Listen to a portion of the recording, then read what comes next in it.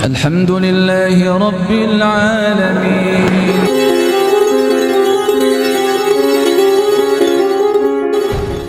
Kita bertahan untuk tidak nyuap sehingga tanaman kita tidak berhasil misalkan. Ini adalah satu bentuk kesuksesan hakikatnya.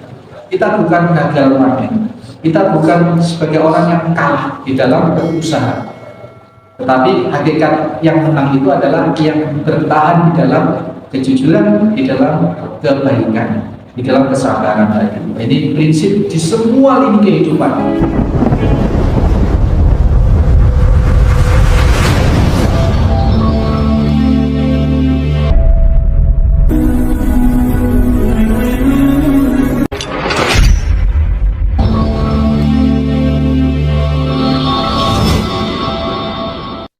Bismillahirrahmanirrahim. Assalamualaikum warahmatullahi wabarakatuh.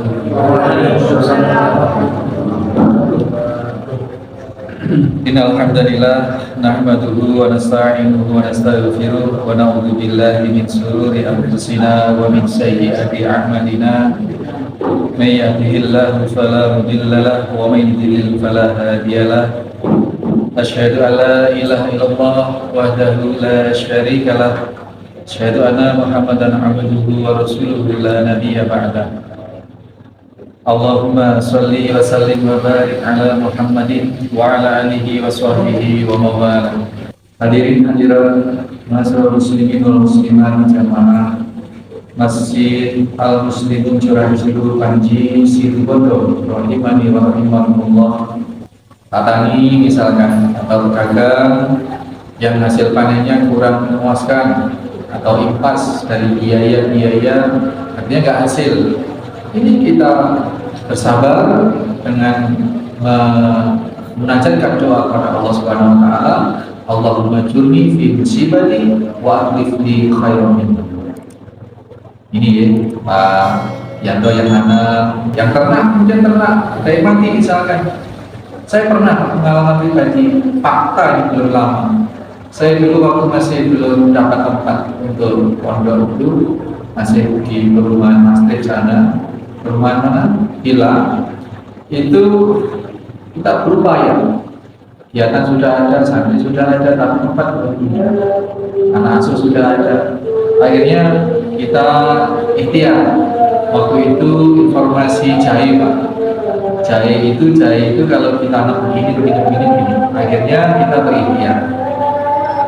Di kaplingan perumahan sana itu ada yang belum didirikan rumah Pak. Masih kosong dan masih banyak tumbuhan rindang. Jadi bawahnya itu bisa dimanfaatkan. Saya cari pemilik itu area yang pengembangnya saya cari. Kemudian ketemu saya pamit izin.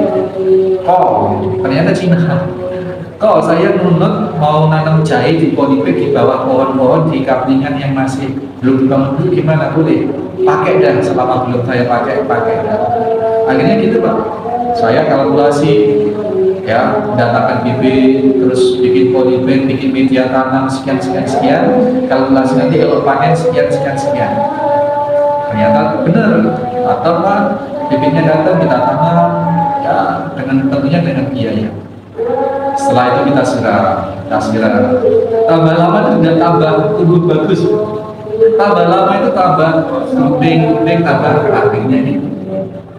Nah ini saya ingat kemudian dengan posisi ikhtisab. Ya bersabar harus. Akhirnya kita sambatan ke Gusti Allah Subhanahu Wa Taala. Allah Subhanahu Wa Taala. Allahumma jurni fi musibati wa akhlif li khairan minhu. Ya Allah, berilah pahala atau ganti dari kejadian ini yang lebih baik. Gak kebayang apa itu gantinya.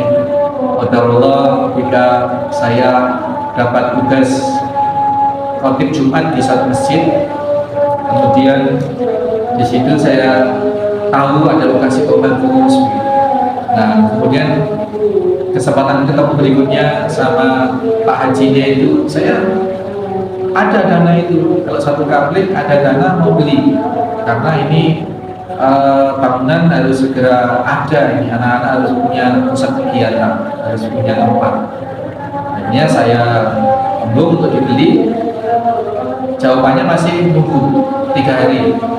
Nah, setelah ketemu lagi Pak, jawabannya itu tidak boleh dibeli, malah dikasih, diwakafkan. Ya sekarang ini. Nah, ini satu hal bukti bahwa Allah Subhanahu wa taala memberikan jalan itu di luar nalar yang kita pikirkan. Ummu Salamah ketika kematian suaminya ini sangat menderita. Kemudian Rasulullah SAW memberikan pencerahan, dan doa inilah yang diajarkan oleh Rasulullah kepada Ummu Salamah. Allahumma ajirni fi musibati wa akhlif li khairan minhu. Ummu Salamah tidak akan punya pikiran bagaimana mendapatkan di suami yang lebih baik dari Abu Salamah ini, yang sangat-sangat dinilai sangat-sangat baik, alim soleh. Nah, kemudian Allah qadarullah memberikan jalan, digantilah Ummu Salamah itu suami seorang yang ratusan bahkan ribuan kali lebih alim, lebih soleh, lebih sabar, lebih mulia, yakni Rasulullah SAW sendiri yang kemudian ditakdirkan oleh Allah berjodoh dengan Ummu Salamah. Ini dahsyatnya ikhtisab. Jadi selama ini kalau kita hanya kenal sabar, maka kita tambahin sabar dan ikhtisab.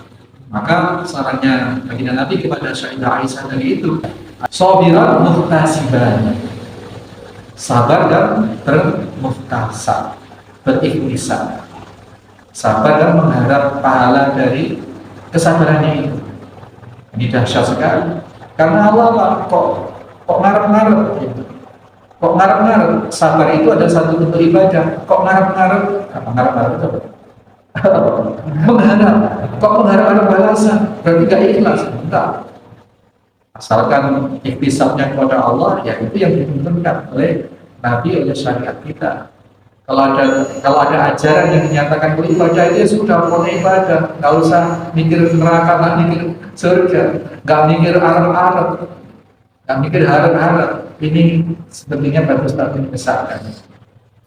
Yang diajarkan oleh Allah Subhanahu Wa Taala melalui baginda Nabi Sallallahu Alaihi Wasallam adalah sabar dan ikhtisab. Ini sekalian. Mungkin ada pertanyaan atau apa dari hal ini?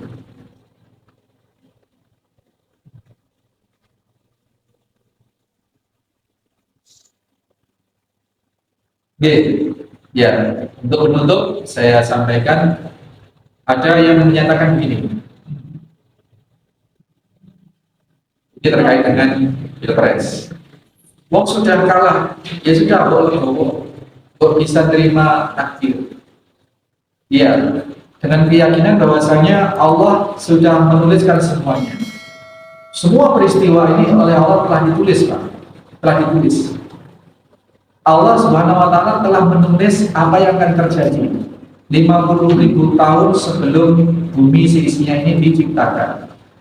Bahkan Allah Subhanahu Wa Taala tahu persis bagaimana Musa kecil, bayinya Nabi Musa, balitanya Musa itu, bagaimana ketika digendong Nabi Musa, digendong oleh Fir'aun, itu selalu jabuti jenggote Fir'aun, jabuti jenggote Fir'aun. Dan Allah tahu persis bahwa kelak Fir'aun ini akan membunuh bayi ini, tapi oleh Asia dicegah karena masih anak-anak, dan itu wajar naluri anak-anak. Kemudian Fir'aun ingin membuktikan ini anak-anak nggak seperti anak-anak biasanya, ini anak-anak sudah bisa mikir, ini sudah bisa milih. Sekarang buktikan, disediakan apel dengan bara api.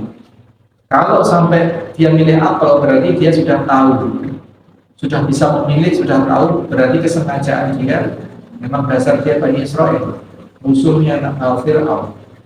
Tapi kemudian Jibril membimbing untuk memilih bara api, sehingga mowo itu yang dimakan oleh Nabi Musa, sehingga lidahnya luka jadi cadel. Jadi Nabi Musa itu pelak, nggak bisa menerang kalau gimana ngomongnya itu, sehingga kemudian muncul doa dalam Al-Quran, Rabbi Isra'li Sodri wa Yassirli Amri Wahyu Ketatami Insan Yaqtawi Qoli. Karena cadel itu kemudian Allah memberikan doa dengan doa yang diampunikan dalam Al-Quran.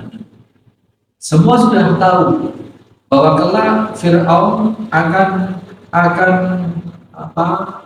menjebak Musa di laut, dan seolah-olah Musa sudah nggak punya jalan. Allah juga tahu bahwa pada akhirnya Musa diperintahkan untuk mengumpulkan tongkatnya dan mau tenggelam. Musa dengan murid-muridnya berlari selamat, Fir'aun mengikuti sampai tengah tenggelam. Allah sudah tahu. Nah, tetapi merupakan bentuk ikhtiar manusiawi bahwa Musa tetap melawan Fir'aun. Dalam kekalahannya Musa tetap berikhtiar untuk menyelamatkan kaumnya, berlari. Ini merupakan ikhtiar manusiawi.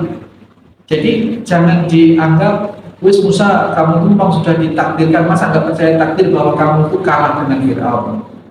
Nggak usah lari, kenapa? Lari yang mati, nggak lari yang mati. Seperti itu. Kamu lari ya kalah, nggak lari ya kalah. Nah ini Pak, sekarang menyikapi fenomena-fenomena sekarang. Sekarang sudah ada yang kalah dan sudah ada yang menang. Terlepas dari bahwa kemenangannya itu dengan cara bagaimana, status syar'inya di hadapan Allah yang menang dan yang kalah itu bagaimana, itu Allah sudah tahu. Tetapi merupakan bentuk ikhtiar manusiawi bahwasanya kalau lapar ya makan, kalau dicurangi ya berusaha mencari keadilan. Itu bukan tidak legowo, tetapi merupakan ikhtiar manusiawi bahwasanya surga neraka sudah ada. Sudah ditakdirkan oleh Allah siapa yang masuk surga, siapa yang masuk neraka. Tapi manusia wajib berikhtiar. Dan Allah tahu siapa yang akan berikhtiar, siapa yang akan tidak berikhtiar. Siapa yang ikhtiarnya itu berhasil dan siapa yang ikhtiarnya itu tidak berhasil, Allah sudah tahu sebelumnya. Bahkan 50.000 tahun sebelum bumi diciptakan. Jadi tugas kita hidup di dunia adalah mengabdi kepada kebenaran, pada kebaikan. Kalah menang, sukses tidak sukses di dalam berdagang, dalam berbisnis, di dalam bertani, itu hakikat kesuksesan itu adalah ketika kita istiqomah, kita tetap bersabar di dalam kebenaran. Kalau bertani kemudian kita dicurangi oleh tukang melulu, apa melulu?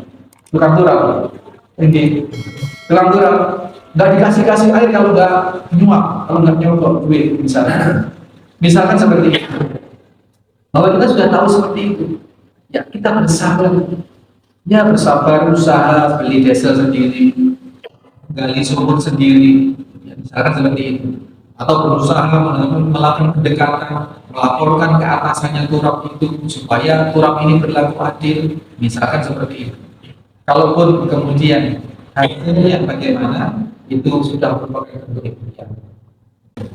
Tugas kita adalah berada dalam kebenaran kapanpun dan dimanapun, meskipun kemudian akhirnya kita dirugikan atau dikalahkan. Gak mau nyuap karena memang nyuap tukang turap itu haram hukumnya, karena memang air itu bergiliran, sudah regulasinya, sudah aturannya demikian.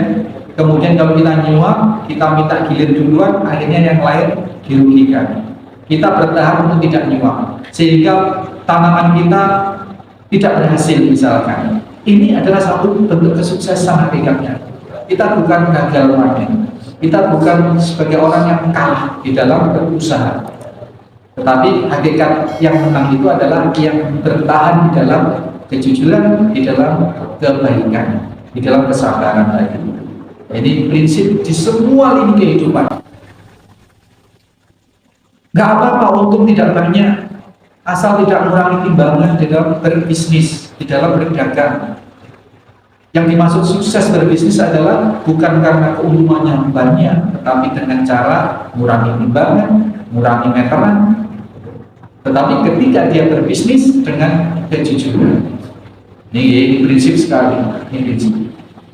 Tadi kalau protes ke tukang turap atau melaporkan tukang turap ke atasannya atau berupaya, itu bukan bentuk tidak legowo, tetapi itu bentuk ikhtiar dalam rangka berdagang dalam kebenaran. Adapun hasilnya tukang turap yang dibenarkan oleh atasannya, kamu sih begini, ya itu urusan lain.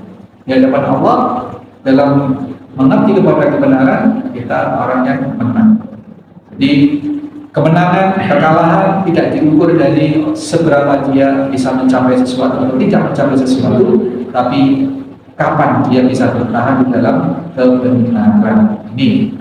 Mudah-mudahan bisa menjadi pedoman bagi kita semua untuk kita menjalankan kehidupan ini dalam kesabaran dan ihtisab tadi itu, sehingga kita memenuhi syarat untuk memperoleh pahala yang besar di sisi Allah dan kita lulus sebagai hamba-hamba yang telah diakui oleh umat Nabi Muhammad SAW di surganya. Amin Allahumma amin. Subhanakallahumma wa bihamdika asyhadu an la ilaha illa anta astaghfiruka wa atubu ilaik. Assalamualaikum warahmatullahi wabarakatuh.